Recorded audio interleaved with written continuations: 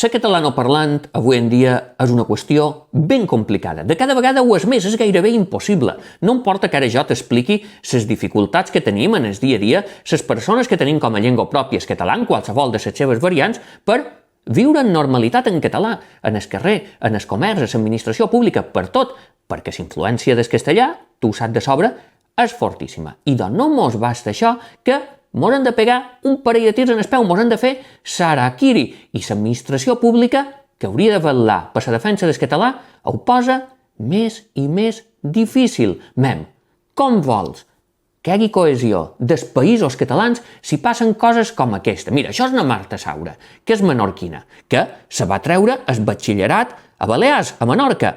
Va obtenir el C1 de català.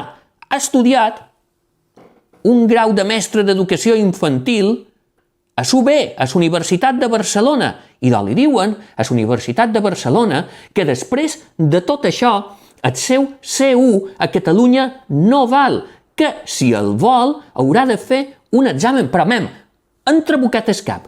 Com voleu cohesió dels països catalans amb actituds com aquestes, amb actituds com les que passen a la inversa, que si una persona estudia filologia catalana a Catalunya i ve a Balears, ha de passar una revàlida si vol ser mestre aquí. Estan penjats. Mira, en això se'ls ha de reconèixer els espanyols que ho tenen molt més clar. Això en sa vida li passaria a un espanyol. S'aniria a qualsevol banda del món on parlin espanyol i li posarien una estora vermella. I aquí mos ficam pals a les rodes. Per favor, que parlam la mateixa llengua, que tot el dia intentam defensar-ho i després anam i mos feim aquestes coses, un poquet de sentit comú, un poquet de capet, per favor, que no costa tanta pena. Parlam la mateixa llengua. Si la parlam, val lo mateix la de Catalunya que la de Balears, que la del País Valencià, perquè bàsicament és la mateixa. Què feis?